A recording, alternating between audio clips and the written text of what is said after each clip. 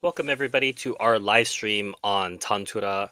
I'm sorry for being a tiny bit late. The discussion over at my main channel, which was on Incontrovertible, a documentary about 9/11, ran a little longer than I expected. So thanks for your patience. Hello.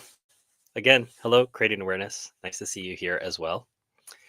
So the this documentary, I'd heard about it a long time ago. In fact, when I first started reviewing books about Palestine and Israel back in October of 2023, some time ago now, a lot of people told me in the comments, "Have you seen Tantura?" And I said no, and I put it on my list. And the issue with both book and documentary lists is they're always changing position.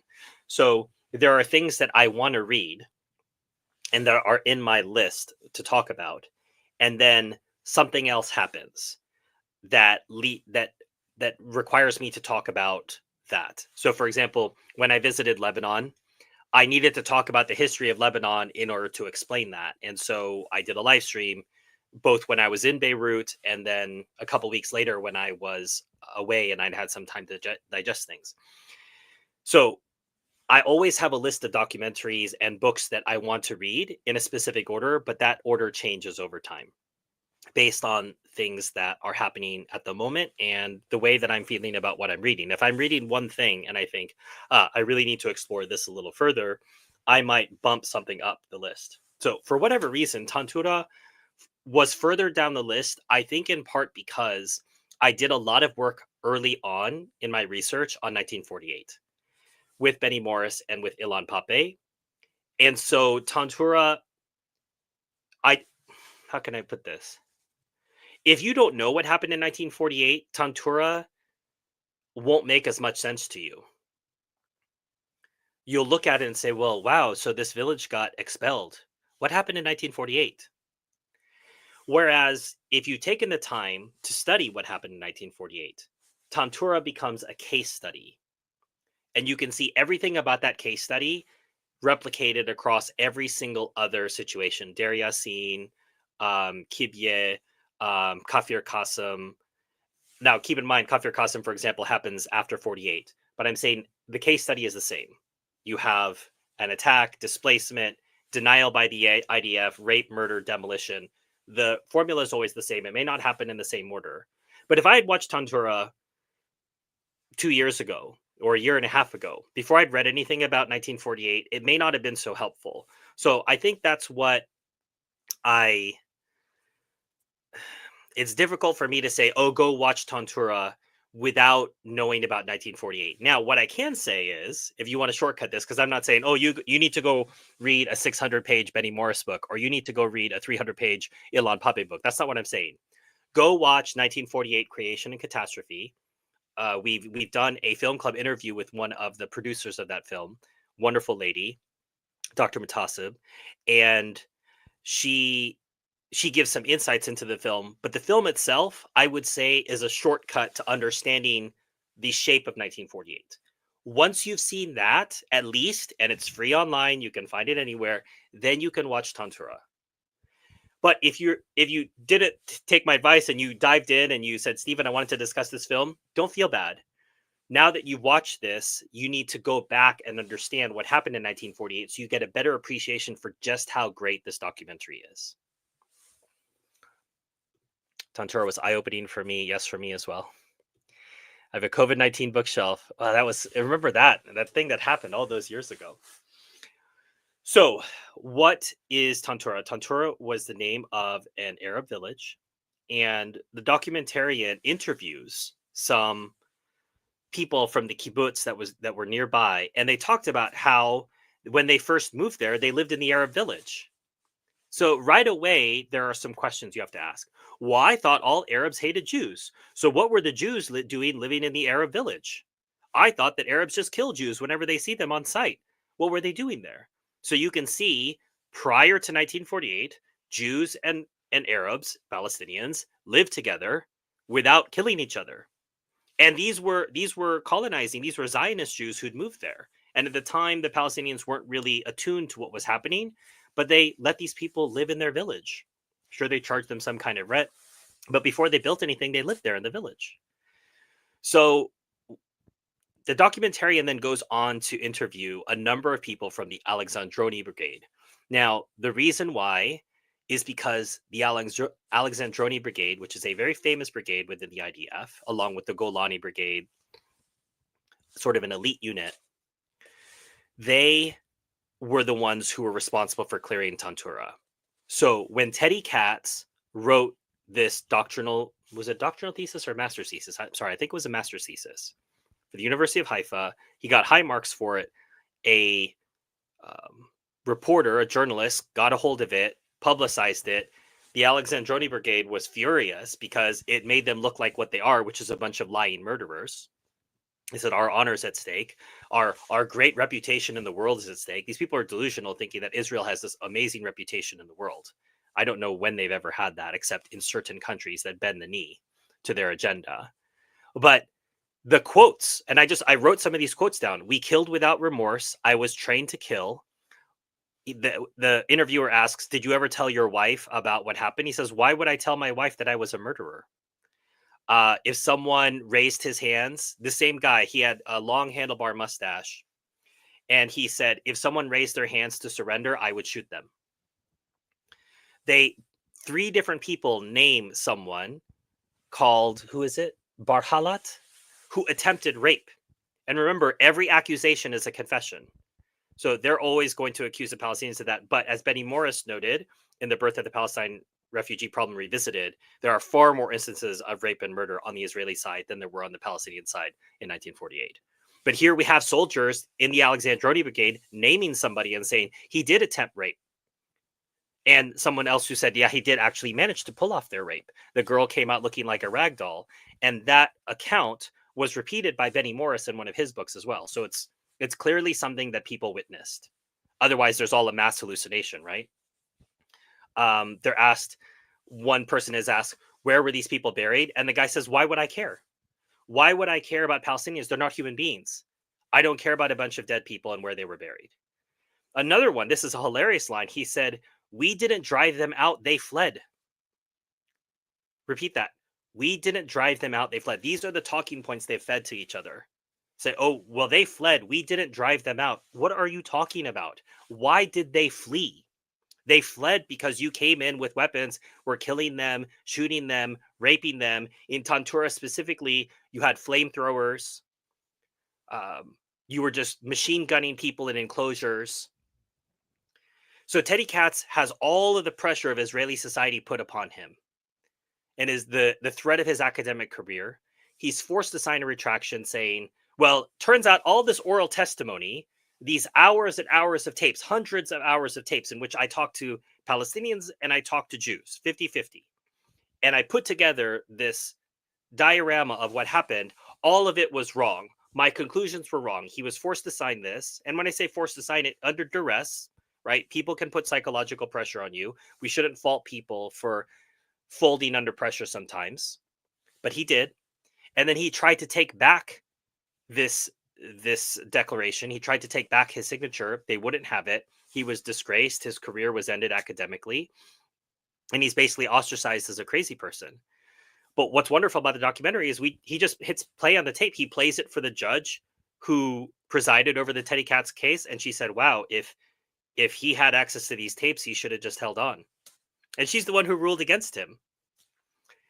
And at one point in the audio, they're talking about how they murdered the Palestinians, and the dog starts to get really upset. And the judge, thinking it's funny, saying, oh, it happened a long time ago. As if the dog was upset about what was happening to the Palestinians. And this was, her sort of sense of humor. And of course, she was the only person laughing.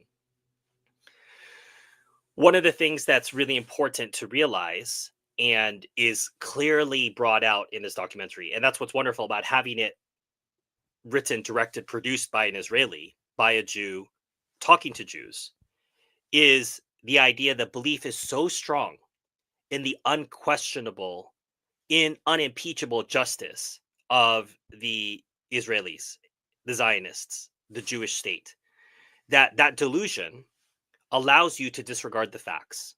So if that's my governing belief, I can be given a fact and I can disregard it. So if my governing belief is that the Jewish state is demanded by God, and anything that is for the Jewish state is moral, then it doesn't matter what you show me. So you can show me dead Palestinian children, you can show me raped Palestinian women, you can show me machine gunned Palestinian civilians. It doesn't matter because the Jewish state is what matters. So this overarching belief allows you to wipe out any facts that are shown you. And not only to wipe out facts, but to wipe out any compassion or empathy for your fellow human beings. It was evident in talking to these old people from the kibbutzim, probably in their 80s, because they were probably in their 20s during the time of Tantura. And them not even wanting to allow a memorial in Tantura because they said, oh no, if there's a sign that means ownership, and if there's ownership, or another lady's like, yes, if they can get over what happened in 1948, then we'll let them put up a memorial. And not realizing this always goes back to the issue of if the Palestinians accept 1948, they also accept the idea of Jewish supremacy. They have to, not only for themselves, but let's say for the rest of the world and in the interests of justice, they have to say that this was wrong. And they have to make the Jews say that it was wrong. And this is a sort of difficult line to get over because that's the difference between, as Alon says, the state of Judea and the state of Israel. The state of Judea, this religious Zionist project, and the state of Israel, a secular democratic project. Both of them are doomed in their own ways. But you can see the settlers not wanting to admit what happened. And a couple outliers say, oh, yes, I heard this happened, etc. But the men's like, no, it never happened. No such thing. Something else that's interesting in the documentary, it points out that there are rules, especially post the New Historian. So after Simon Flappen, Ilan Pape, Tom Segev, Benny Morris went into the archives and started writing books based on the facts that they found in the archives. Archives were closed and new rules were put in place. No documents are to be released, which speaks about the deportation of Arabs, which speaks about the evacuation of communities, which speaks about any violence towards prisoners in contravention of the Geneva Convention, and most importantly, any materials that could cause harm to the IDS reputation. And in a certain sense, it's almost as if Zionists are acting all the time for the benefit of others, that we want to appear to be good. It doesn't matter if we are actually good.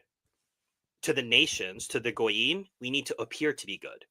To ourselves, we, of course, are good. We're never capable of any evil. We've never committed any wrong, ever. Everything has always been someone else's fault. We are the greatest victims in the history of mankind.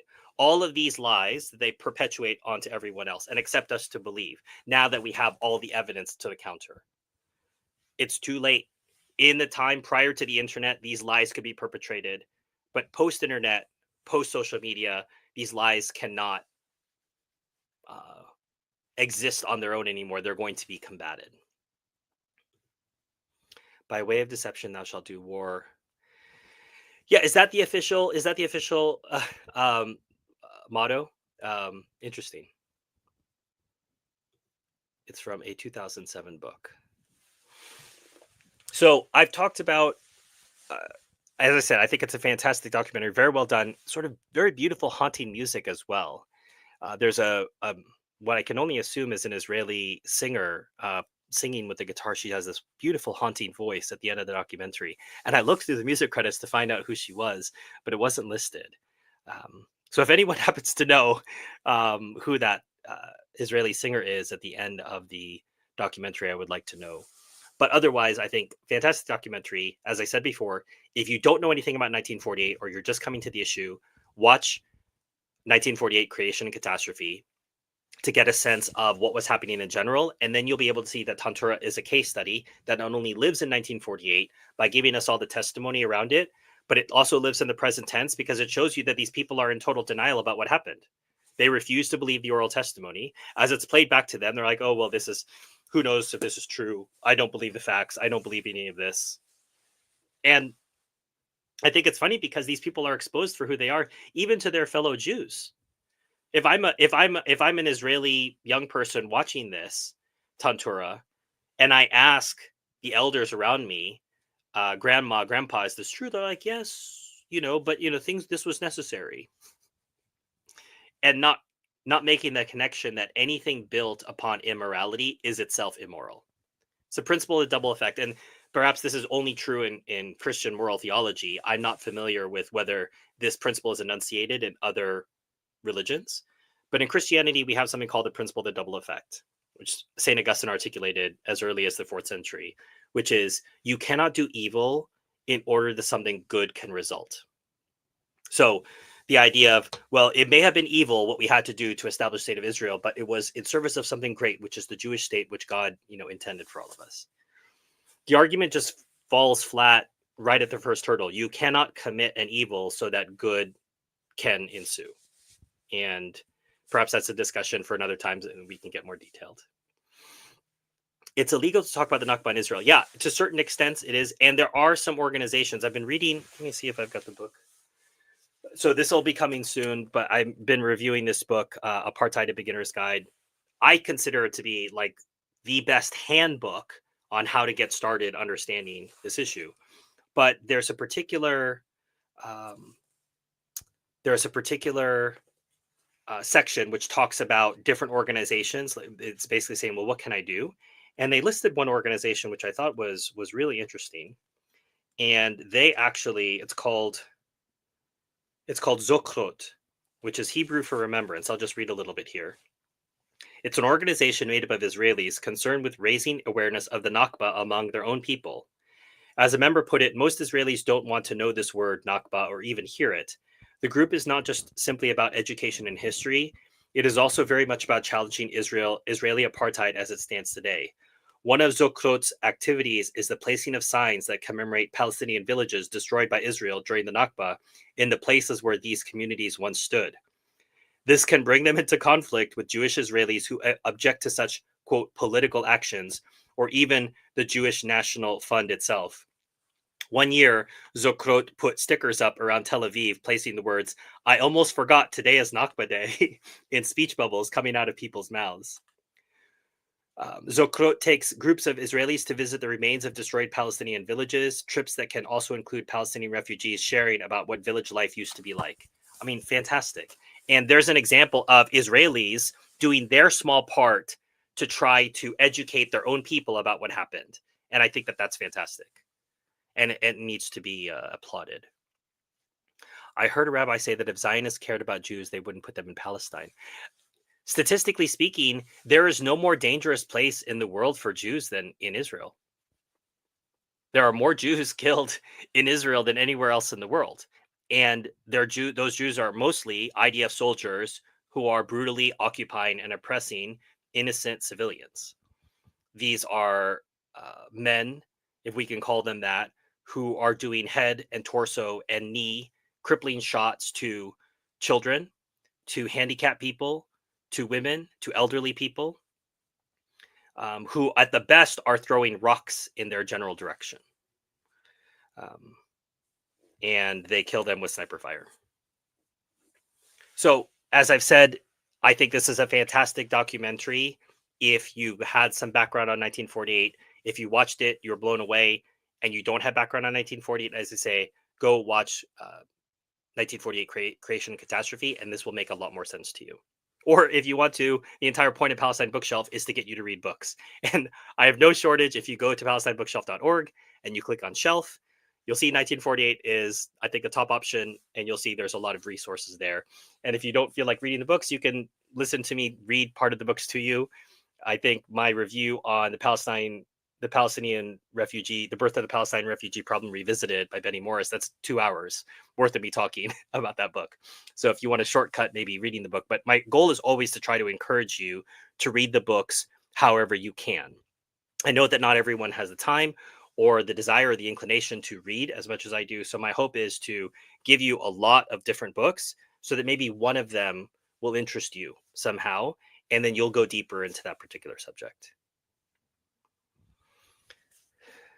If there are no more questions about the documentary or 1948, we can wrap up today's stream. Thank you all for coming to join, discuss, hear more, learn more. I'm always also edified to learn more about the situation from you all, and find it, for example, the Mossad's motto. If there are no other questions, I'll wrap up the stream for today. All right. Well, thank you all for coming. And if you're subscribed to the Palestine Bookshelf channel, you will see what we'll have for our film club discussion next week. As always, when we're doing this, um, sorry, can you post a link to the bookshelf? Sure, I can. 1 second. PalestineBookshelf.org. So hopefully that link should work. As always, if you're subscribed to the Palestine Bookshelf channel on YouTube, you will get the announcement. If you're subscribed to get updates, you'll see the announcement for the film club. I usually try to put it out on Monday so that people have 5 days to watch it. And then when they come to this discussion, they can ask questions. As always, you're not required to watch it before you come to the discussion, but obviously if you have watched it, there's more of a chance for us to have an interchange and learn more from each other. The Dutch connection to US Israel is interesting. Do you have an article or a book that you want to share creating before we wrap up today? If not, you can put it in the comment section after the stream ends and share it with us. But as to a specific Dutch connection, is this a name of an author? Mokum Aleph? Doesn't sound like a book.